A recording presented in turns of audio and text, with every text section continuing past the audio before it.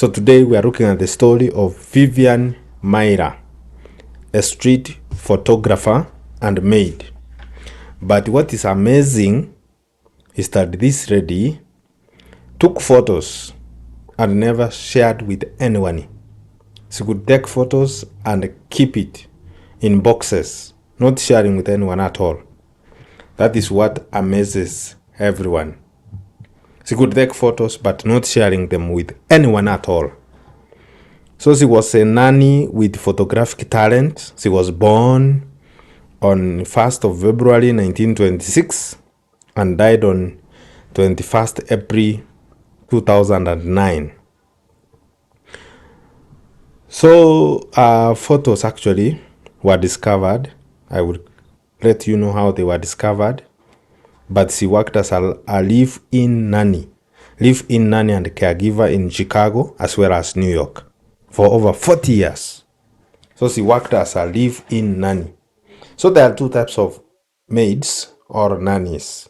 There are those nannies who live with you, who live in your household. And also there are those nannies who come during the day, they work for you, and then in the evening they go back home. This one was a live-in nanny. She worked for over 40 years in that career. She also worked as a caregiver. So in developed countries, there is something they call caregivers. She used cameras such as Rolleiflex and Leica cameras for over 50 years. So she could take photos, keep them. Photos, keep them. She never shared those photos at all. So she was constantly taking photos of people and places where she was. During her free time, she could go to the streets of Chicago, the streets of New York, and take photos. But I don't know why she never commercialized these photos. She never showed them to anyone. So she amassed boxes and boxes of negatives and unprocessed films. And in 1959, 1960, she took a solo trip. Between 1959 and 1960, she took a solo trip around the world, taking photos in places like Los Angeles. She went to Philippines. She went to Lebanon, places like Vietnam. She went to Hong Kong, Malaysia, Singapore, India, Yemen, Egypt, Greece, Thailand, France, Italy, and Switzerland, among other countries. She visited all of those countries, solo, with no one, alone. So the contents of our Chicago storage lockers were sold off at an auction in 2007 after she stopped paying rent. So she owned over 200 boxes full of photographs, full of undeveloped films, full of so much, even videos, homemade videos. It was also full of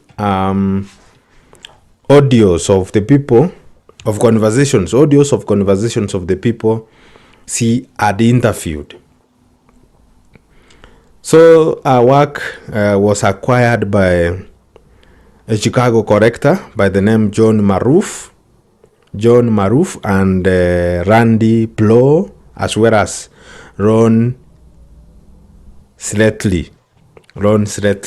So three people bought our photos, those three gentlemen, but the one who took the most of them was the John Maroof of Chicago, a collector of photographs and art in Chicago. So those photographs are available, and this lady, of course, she has been featured in films, so she's a popular person.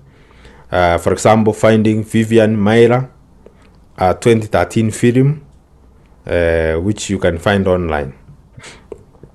So that is the story of a famous photographer by the name Vivian Maier, a lady who took photos and never shared them with anyone. That is really wonderful. How can you collect art and then keep it? The story of a street photographer and a maid of many years by the name Vivian. This name actually on the screen, there is a misspell. It is Vivian Maier. So from this story, what do we learn? We learn that if you have a talent, you have a passion, go for it.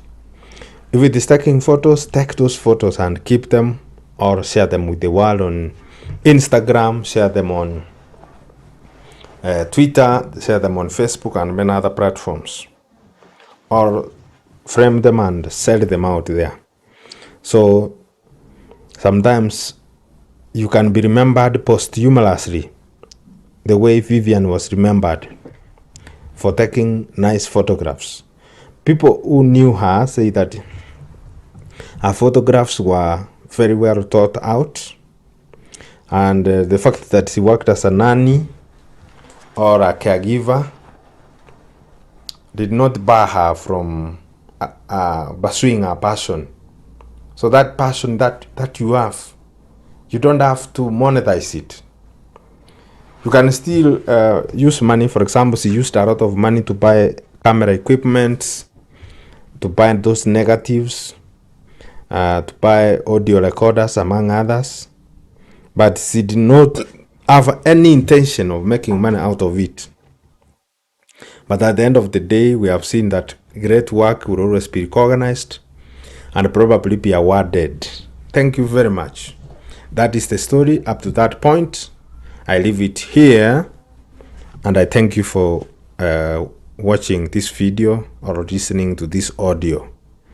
If you are new here, please subscribe to our YouTube channel, Kerosi TV. Make sure you like, comment, and share. See you in the next episode.